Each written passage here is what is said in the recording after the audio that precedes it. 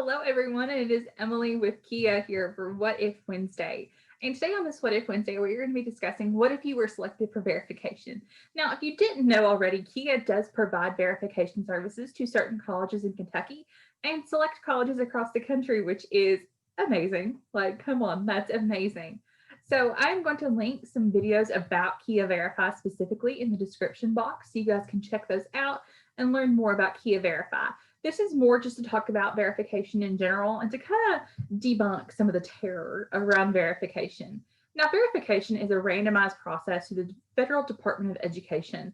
And typically, it just means that they want a little bit of extra information from you after you have filed your FAFSA. So it's nothing to be terrified of. Most people get selected for verification. I myself got verified every year I was in college. It was not super hard at all. It was a very quick process. Sometimes it can drag. That's why it's important to do it early. But typically they're going to ask for certain documents from you. Now, one common thing that I see in verification is a letter of non-filing. Now, a letter of non-filing is typically requested from your college or the Federal Department of Education after you have put that you or your parent do not file taxes on the FAFSA, which is a perfectly normal and valid answer. But they just want to verify that is true. So what you do to get that letter of non-filing is to download a form from the IRS called the 4506T. In this form, you fill it out, you mail it back, and then the IRS and the Social Security Administration send you back a letter just verifying that you did not file taxes. And then you would then submit that to your school's financial aid office, or if you are using KHEAA Verify, to KHEAA Verify's online services. So very simple, very straightforward. And now it can take some time to get that form back, which is why sometimes the verification process can drag on because we are waiting from the government to give us back forms. So that process can take a minute. So it is best to start earlier, the better, in my opinion. But that is a very common thing I see in verification. Another common thing I see in verification is a worksheet.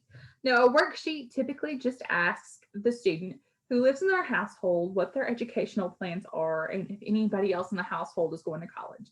Now, this worksheet can be done for dependent students or independent students. They have specific forms for each type of student. And again, this can be done online at KHEAA if you are using KHEAA's online services, or it can be done through your college's financial aid office website, or maybe they have a paper copy they want you to fill out. Some do still use paper. So that's another common thing we see. Typically, anybody who gets verified is going to be asked for that worksheet. Now, another common thing I see is a request for a tax return transcript. And this is really just a copy of your tax return from the IRS, certifying that you filed taxes and that everything you put on the FAFSA is true. Now, a lot of times this tax return transcript is requested when students do not use the IRS data retrieval tool. So some families are ineligible to use that form based on, how they filed. So that can be an issue too, to be able to use DRT. Or maybe you just chose to put it in manually because you just wanted to do it yourself. I've seen families do that too. But typically using data retrieval will negate the need for a tax return transcript. But if you are someone who's been requested a tax return transcript, you can use that same 4506T form from the IRS, mail that puppy in and get it back, scan it in, or mail it into your college's financial aid office. Now, sometimes colleges' financial aid offices, or sometimes KHEAA, will allow students to submit copies of their tax return. They can sign it, or parents as well. They can sign their tax return and scan that in as well. Please reach out to whoever is conducting your verification to make for sure that you can do it that way. Another common thing I see is sometimes they will verify students through a identity and purpose of education statement form. So that is just asking the student to verify who they are and why they would like to go to school. Simple, easy peasy. So nothing to be scared about.